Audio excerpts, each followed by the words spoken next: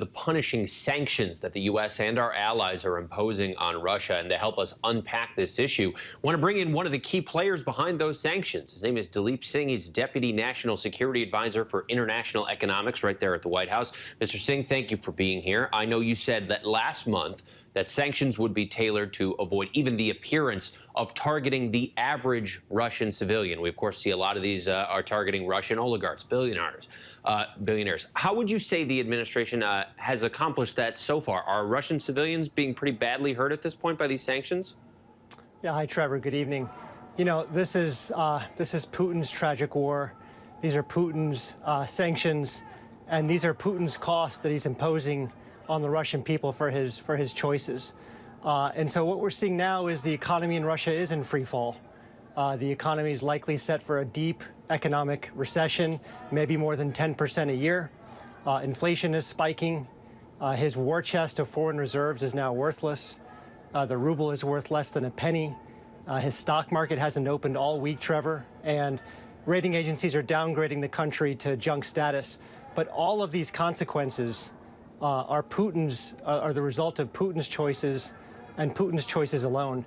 We have tried to target these sanctions towards the commanding heights of the economy, in the financial sector, in the industrial sector. Of course, there are consequences beyond that.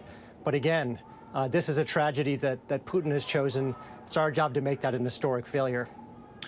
There's a saying in psychology that you can't rationalize a person out of behaving irrationally. Is there any concern that these sanctions, as effective as they may be in crippling Russia's economy, might force Vladimir Putin into a corner and he might lash out some more?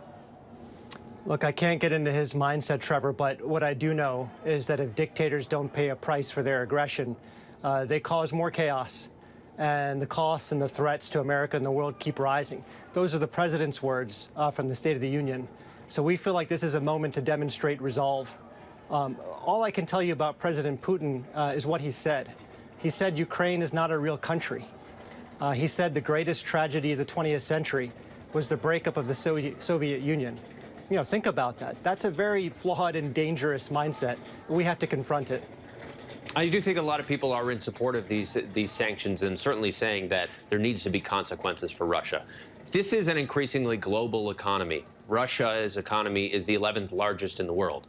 If it continues to collapse, what kind of impact can we expect here on the U.S. economy or on the global markets? Yeah, so first of all, Trevor, let me just say the Russian economy is set for a free fall. It may be the 11th largest economy now, but if this aggression continues, and the currency continues to plummet, Putin is looking at an economy roughly half the size, with the living standards for his people falling precipitously.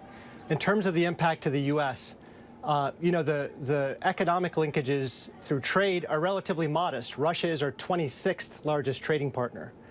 The financial linkages are also modest. It's an energy where Russia does have relevance to the global economy. And here, I would say this, we don't have an interest in reducing the global supply of energy. That would raise prices for Americans at the pump, and that would pad Putin's profits. But we are looking at ways of reducing our consumption of Russian energy while keeping steady or even increasing the global supply of energy. And you'll hear more about that from us into next week. We know the U.S. is also sanctioning the oligarchs that are pretty close to Putin. Can you give us any insight, any evidence that that might have some kind of effect that we're hoping to achieve? And also, are you concerned that they might try to evade some of these sanctions with cryptocurrencies? Yeah, so these are a group of individuals, Trevor, that have profited from Russia's kleptocracy, and now our theory is they must share in the pain of these sanctions. So we launched a klepto capture task force. It's a multilateral effort with the UK and Europe and the G7. The purpose is to identify, hunt down, and seize the physical assets of these kleptocrats, their yachts, their fancy cars, their private jets, their apartments. That's going to have a chilling effect on the group of people that's closest to Putin. And that's why we're taking aim at these individuals, because we want to concentrate the impact to those most responsible for the brutal aggression in Ukraine. And we're not seeking to target the average Russian civilians. And look, the people in Russia should see for themselves how Putin has ripped them off for so many years. and that they've gotten a raw deal. That's what this task force will show to the world. You touched a little bit about global energy. A bipartisan group of senators, including House Speaker Nancy Pelosi, have called on the U.S. to ban the import of Russian oil. The White House is concerned about raising prices at the pump. We already knew that with gas prices, and a new poll found 69% of Americans say they support the sanctions on Russia, even if it does mean higher energy prices. But why wouldn't President Biden support a ban? Well, let me step back for a second, Trevor. No one should doubt whether we've had a debilitating impact on Russia's economy. As I mentioned, the economy's in free fall, inflation is spiking, the stock market's been closed all week. The currency is worth less than a penny. But we are looking at ways to downgrade Russia's status as a leading supplier of energy. That's why we shut down his prized Nord Stream 2 pipeline.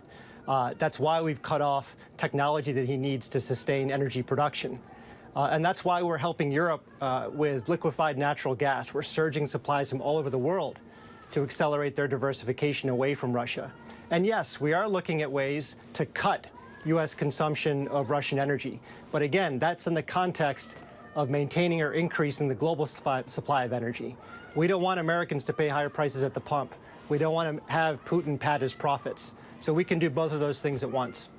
Daleep Singh joining us from the White House, the Deputy National Security Advisor for International Economics. We know you've been busy. We appreciate your time tonight. Thanks, Trevor.